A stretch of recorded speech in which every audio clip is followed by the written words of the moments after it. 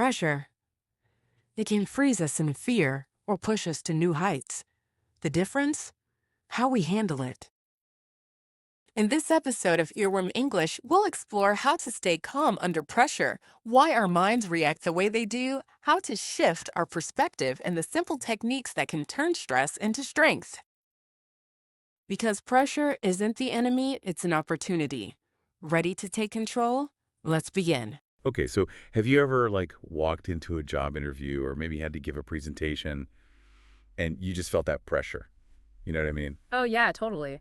I think we all have those moments where your heart starts racing, palms are sweating, Yeah. a little nervous energy. Right, exactly. It's like your body's saying, oh, something big is happening. Yeah, and it's funny because that same feeling can come up when you're trying to speak English in a new situation.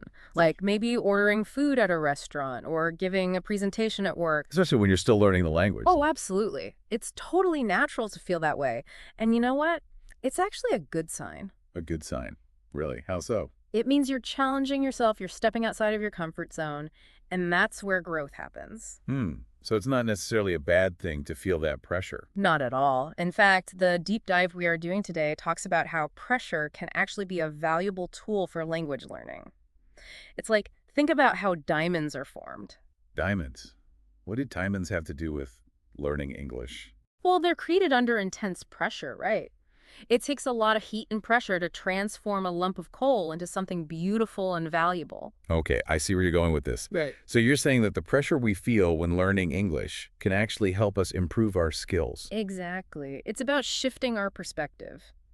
Seeing pressure not as an enemy, but as a force that can help us refine and strengthen our abilities. It can even make us shine like a diamond. I like that analogy. Yeah. But how do we make sure that pressure works for us instead of against us?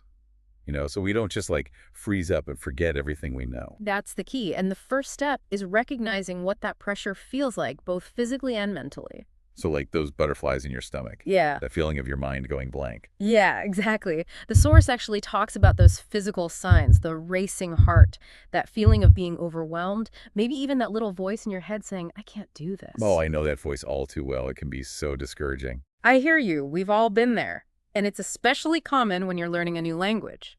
But the important thing is to remember that those feelings are normal, and we don't have to let them control us. So how do we, not let those feelings take over?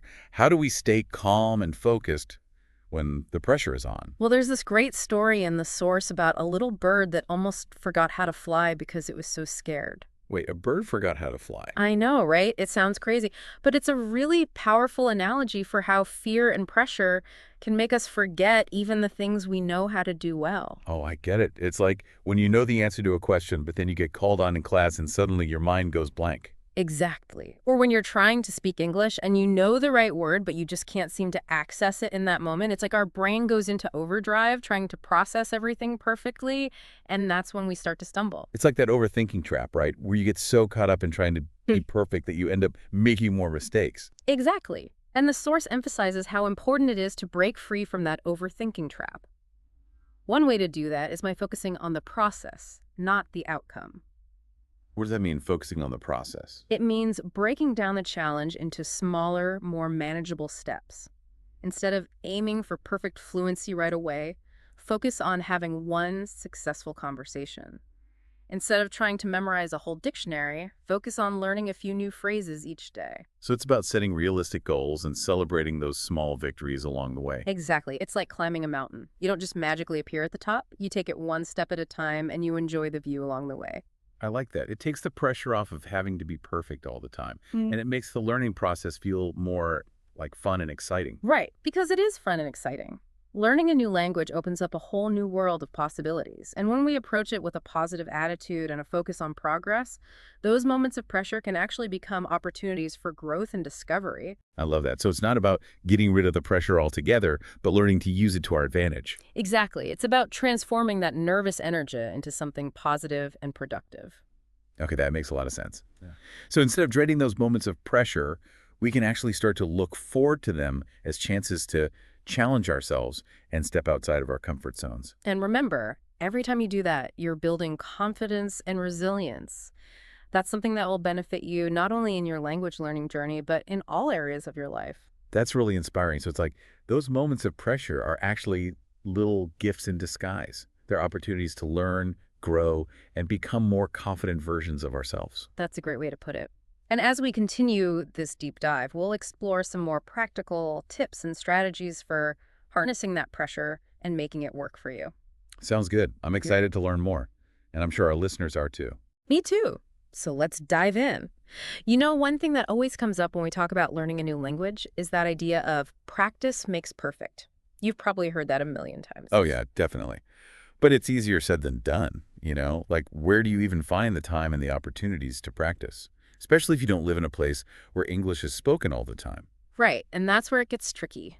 But the good news is that there are tons of ways to practice English in a comfortable, low-pressure environment.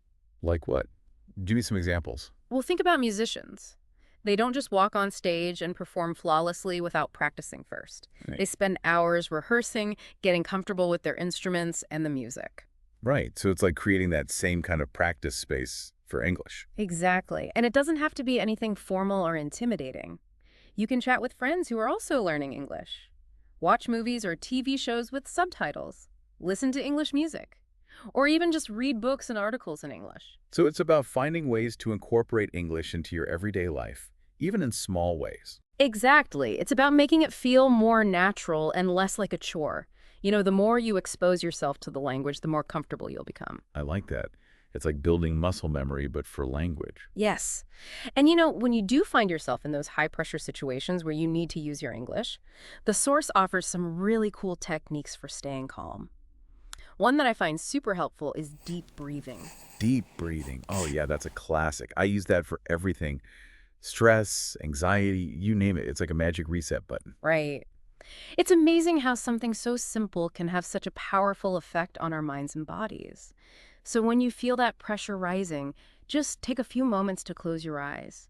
Inhale deeply through your nose and exhale slowly through your mouth.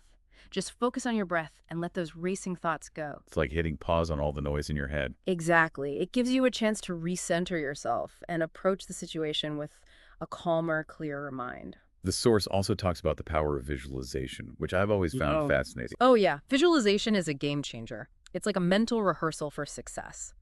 So the idea is that by picturing yourself successfully navigating a situation like ordering food at a restaurant or giving a presentation in English, you're training your mind to respond more calmly and confidently when you actually face that situation. It's like you're creating a mental blueprint for success. Exactly. And the more you practice visualizing those scenarios, the more prepared and confident you'll feel when they actually happen. That makes a lot of sense. Oh. But what happens when those anxious thoughts creep back in? You know, even when you're trying to stay positive and focused. That's where the source's final tip comes in. It's all about staying present. Staying present. What does that mean?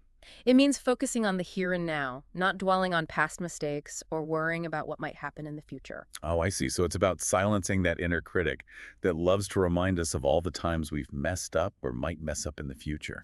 Exactly. It's about being mindful of your thoughts and gently redirecting them to the present moment. So if you find yourself getting lost in those negative thought spirals, just bring yourself back to the conversation. Focus on the words you're speaking, the person you're talking to, the environment you're in. It's like you're anchoring yourself to the present moment so you don't get swept away by all those worries and doubts. Exactly. It's like the saying, you can't drive a car while looking in the rearview mirror. That's such a good analogy.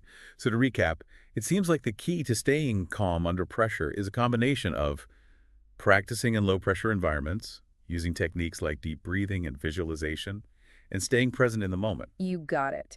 And remember, everyone feels pressure. It's a natural part of life, and it's especially common when you're learning a new language. But by embracing these strategies, you can learn to manage that pressure and even use it to your advantage. I love that. So instead of seeing pressure as something to be afraid of, we can see it as a challenge to overcome and an opportunity to grow. Exactly. It's all about shifting our perspective. And when we do that, we open ourselves up to a world of possibilities. You know what I keep thinking about? That story about the little bird who forgot how to fly because it was so scared. Oh, yeah, that's such a powerful image, isn't it? It really highlights how fear can paralyze us, even when we know we have the ability to do something. That's like when you're trying to speak English. Mhm. and you know the words. You studied the grammar. But then suddenly you're in a real conversation, and your mind just goes blank. It's that feeling of pressure making you doubt yourself, right? Like you forget everything you know. Exactly. It's so frustrating. But I guess it's reassuring to know that even birds can forget how to fly sometimes. Right. It's a reminder that we're all human and we all make mistakes. The important thing is to not let those mistakes define us. So how do we move past those moments of fear and self-doubt? Those times when we feel like we're not good enough. Well, the source talks about the importance of shifting our perspective.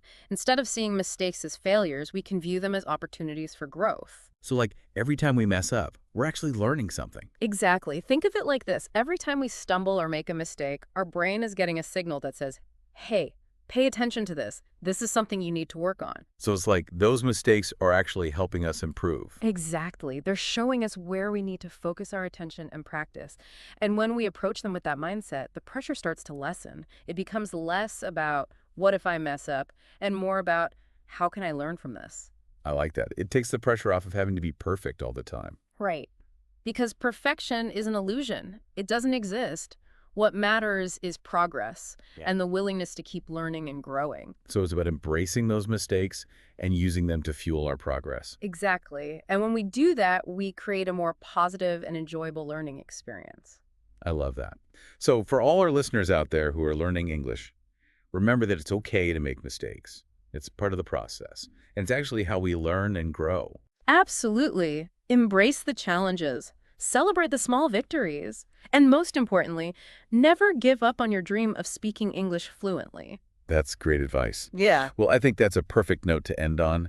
Thank you so much for joining us on this deep dive into staying calm under pressure. It's been a pleasure. And remember, you're not alone on this journey. We're all in this together. Exactly. So keep practicing, keep learning, and keep those positive vibes flowing. You got this. Until next time, happy learning, everyone.